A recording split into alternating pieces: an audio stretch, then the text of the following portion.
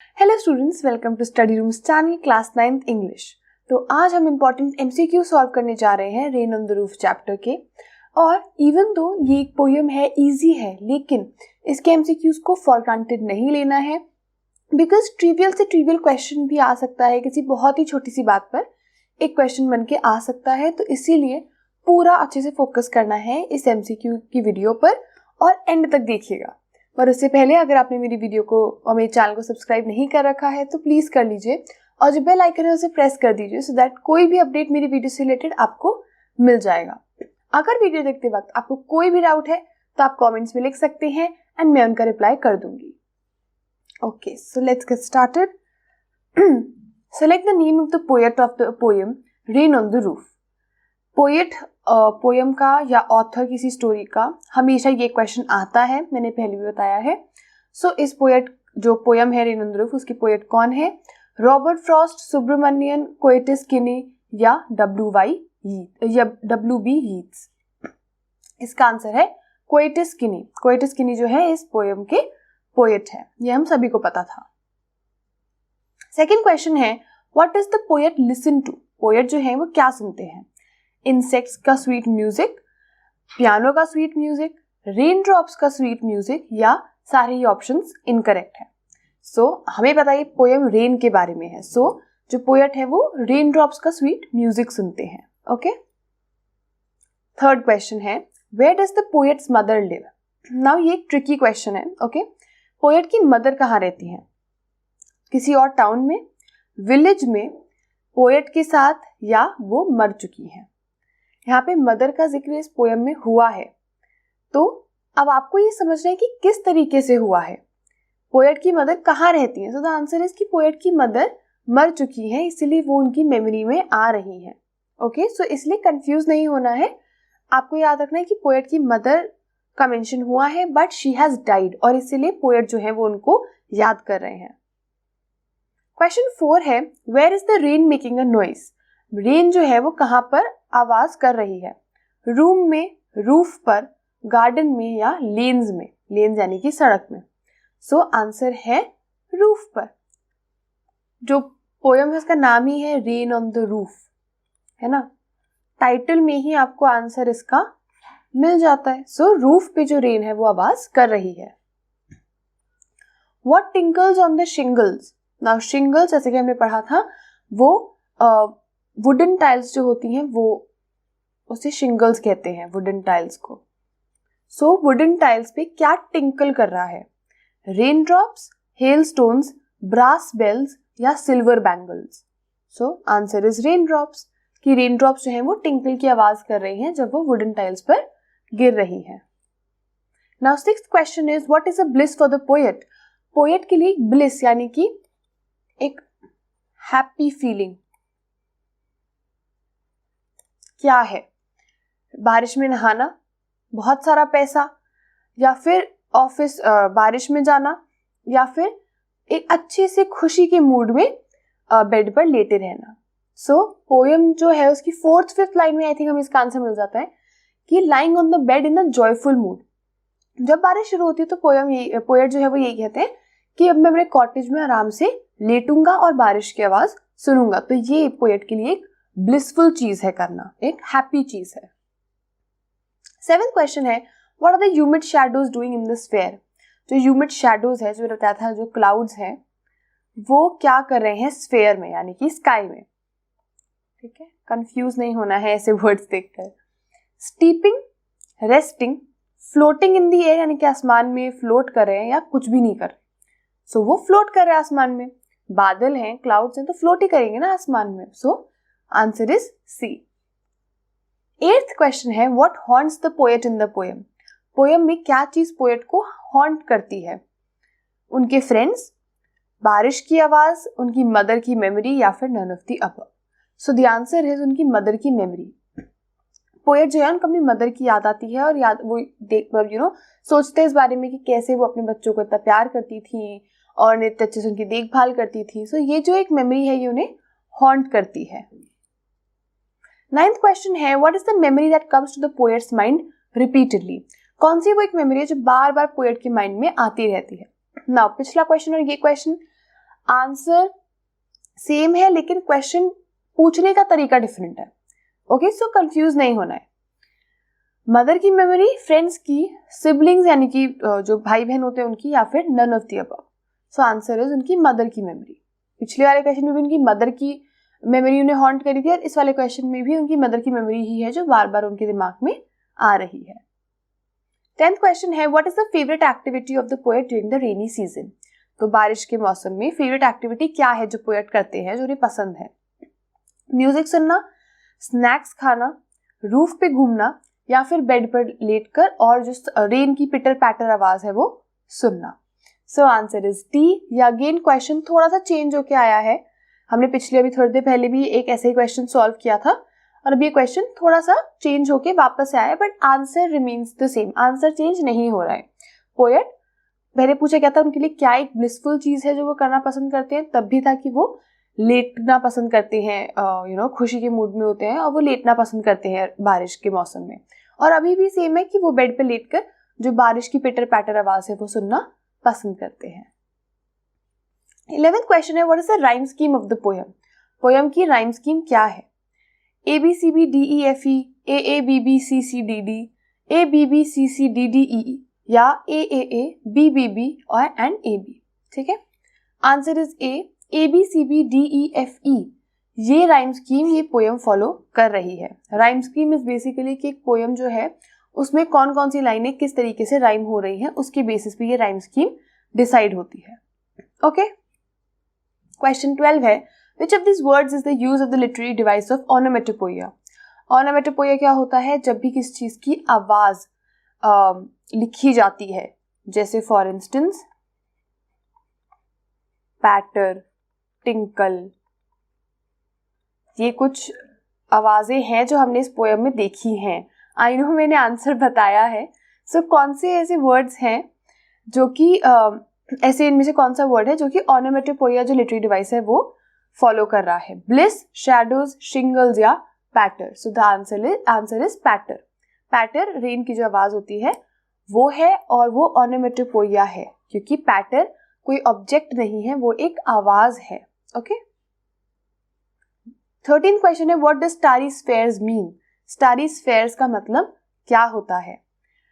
एक ऐसी जगह जहाँ पे सारे स्टार्स जो है वो पैदा होते हैं। स्काई जो कि स्टार से भरा हुआ है।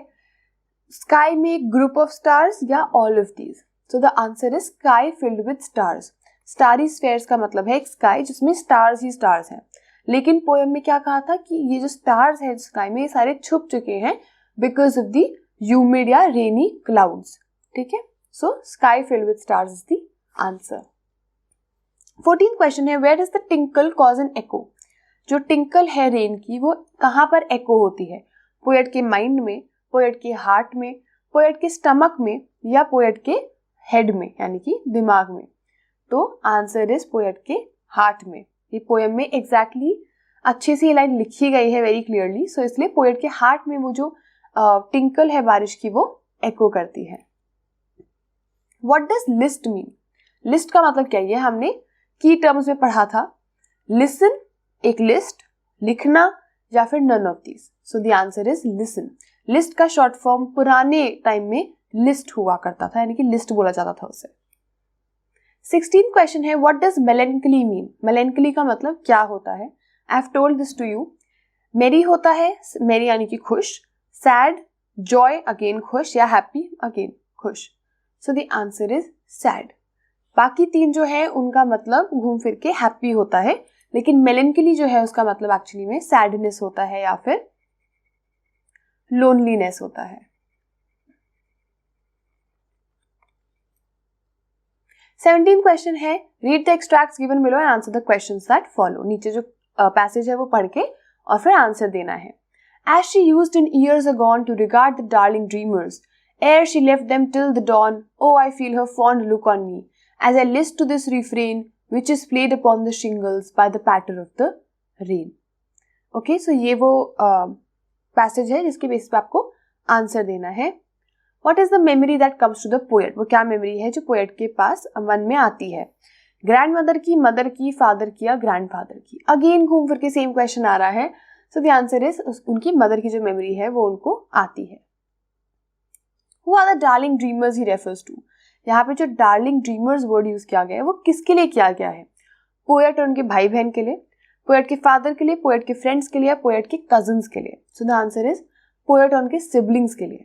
वो जो अपनी मदर को याद कर रहे हैं तो वो कहते हैं कि कैसे वो अपने डार्लिंग ड्रीमर्स का ध्यान रखती थी, यानी कि पोएट और उनके जो सिबलिंग्स भाई बहन है उनका ध्यान रखती थी। ओके 17.3 है जो कि थर्ड पार्ट है इस क्वेश्चन का, वो है trace a word from the extract that means rectangular wooden tiles. Rectangular wooden tiles इन जो ये 4 ऑप्शन है उसमें से किसका मतलब है? रिफ्रेन, शिंगल्स, पैटर या फॉन्ड। नाउ हमने पोएम पढ़ते वक्त भी इसका आंसर हमें पता चला था और अभी एक क्वेश्चन में भी मैंने आपको इसका आंसर बताया है, अगर आपको याद हो। इसका आंसर है शिंगल्स। शिंगल्स यानी कि वुडन टाइल्स जो कि रूफ पे पोएट के लगी हुई थी। 18th क्वेश्चन है, ये पैसेज से रिलेटेड नहीं है।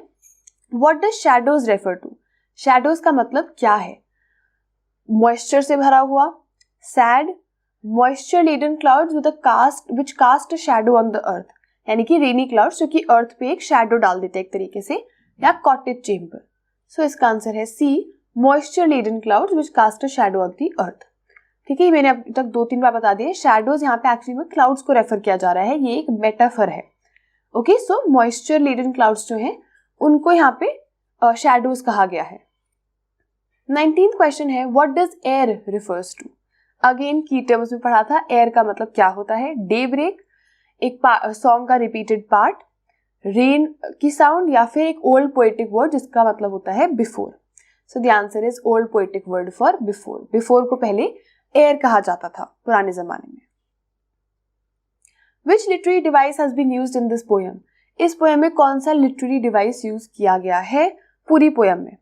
Alliteration and personification, metaphorical, anaphora, या both A and B? So the answer is both A and B. Like I said, alliteration, personification और मेटाफर तीनों के तीनों यूज हुए हैं इस पोएम में। एक और जो डिवाइस है जो यूज हुआ है वो है ऑनोमेटोपोइया, जो कि यहाँ पे नहीं है, लेकिन अगर उसका ऑप्शन होता तो आपको वो भी लिखना पड़ता। ओके सो ये 3 प्लस ऑनोमेटोपोइया जो है ऑप्शन, ऑनोमेटोपोइया जो एक लिटरेरी डिवाइस है वो भी यूज हुआ है इस पूरी पोएम में। 21st क्वेश्चन है, which memories of the poet are revived with the pitter patter sound of rainfall? Poet की कौन सी मेमोरीज हैं जो कि वापस आई हैं साउंड की रेनफॉल की पिटर पैटर साउंड से? कॉलेज की मेमोरी, यंग एज की मेमोरी, ऑफिस के दिनों की मेमोरी, या फिर चाइल्डहुड मेमोरीज?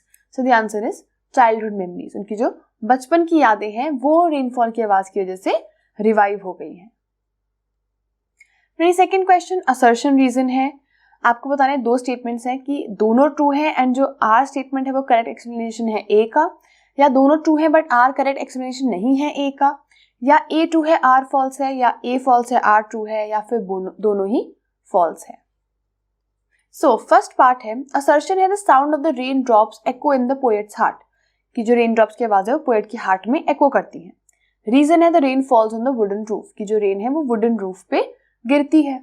नाउ ये स्टेटमेंट भी सही है, ये स्टेटमेंट भी सही है, एंड ये जो आर स्टेटमेंट है ये करेक्ट एक्सप्लेनेशन है ए स्टेटमेंट का, इसलिए A and R true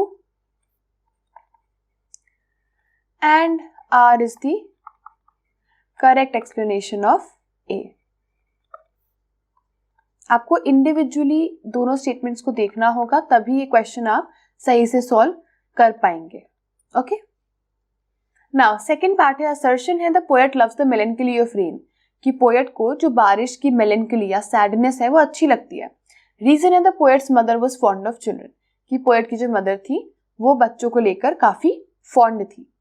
okay ना आपको देखना है इंडिविजुअली कि ये इनमें से कौन सा सही है कौन सा गलत है, या दोनों ही गलत है। Okay so the answer is second, कि ट्रू तो दोनों ही है, लेकिन ए जो आर है is not the correct explanation of A, बस ये डिफरेंस है।